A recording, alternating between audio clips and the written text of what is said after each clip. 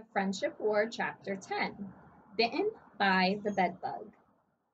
Before I even find a seat on the bus Friday morning, the boy from yesterday, the one with the phone, gets right up in my face, talking fast. Those buttons, the red ones you gave me, you got any more of those? I found some really big green buttons and I'll trade them for some of those red ones if you want to. What do you say, huh? You want to trade? Uh, Let me sit down first, okay?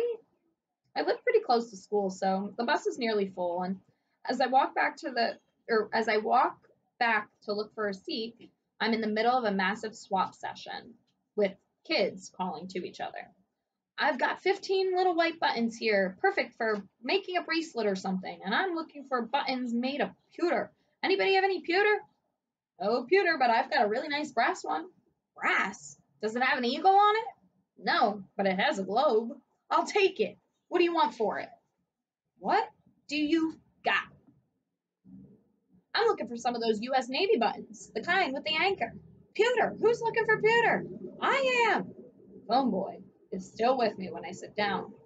So those red ones, you have any? First of all, my name is Grace. What's yours? Chris. How come you want more red buttons? That color, it's really rare. And I've got my eye on a couple of Coast Guard buttons, but I've got to get some good ammo before I try to make a trade. So I was thinking that these two big green guys ought to be worth about 8 of your red ones. What do you say? Hey, I want some of those red ones. Look at those yellow buttons. Fantastic color, right? It's the boy who was joking about the button police yesterday. And the 4 yellow buttons he's offering to trade, they're mine. Some of the buttons I gave away from my tray at lunch on Wednesday, which means he must have gotten them from someone else who was at our table. Except, really, those buttons could have already changed hands 5 or 6 times. The driver slams the bus to a stop and waves some cars past. Then she stands up and yells, "Get in your seats and stay there.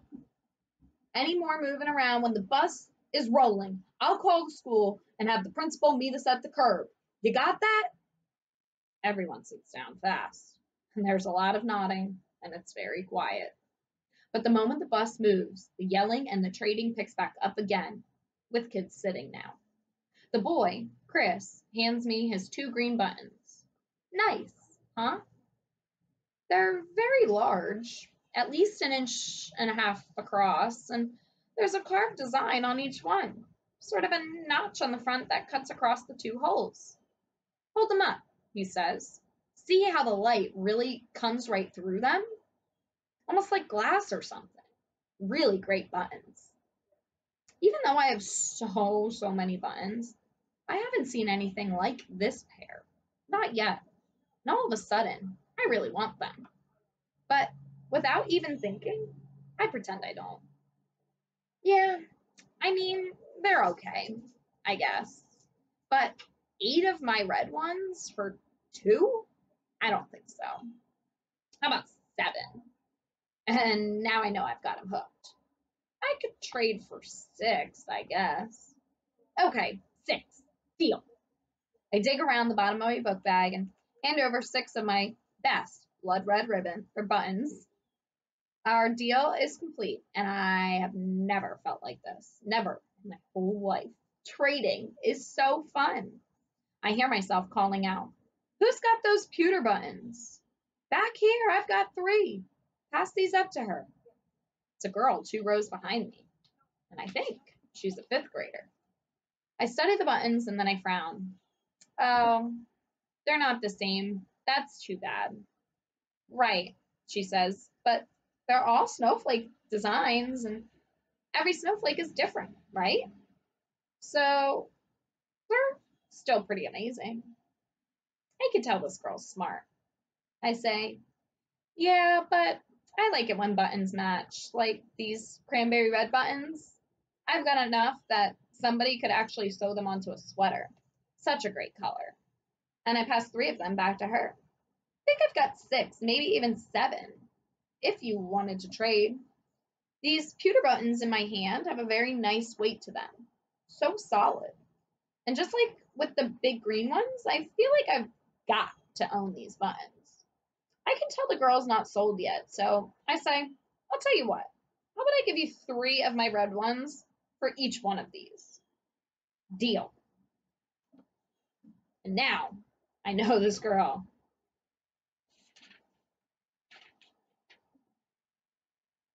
Okay, we're going to reread that. Sorry, mistake.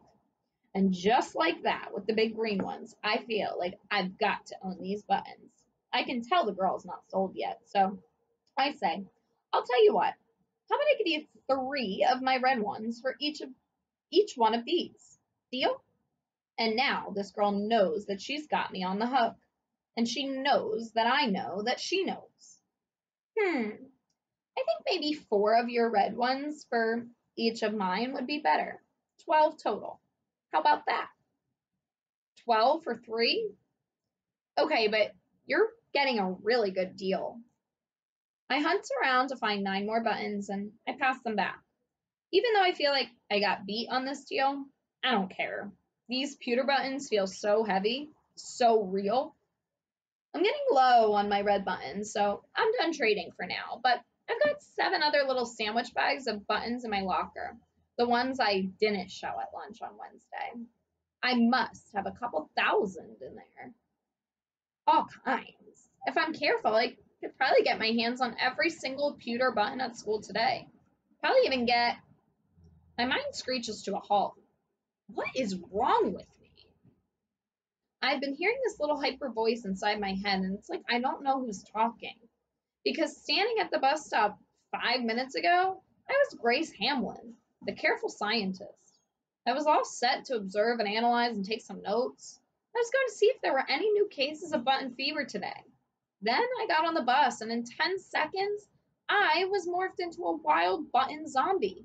Must get more buttons. A sudden sharp stillness fills my thinking. I look around me on the bus, and now I can see what's going on here. It's clear that not everybody has buttons.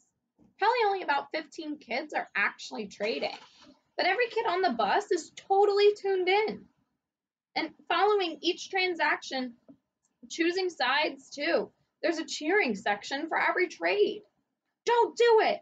Your button is way better than that piece of junk he's trying to give you. And something else. The kids don't have any buttons. They wish they did.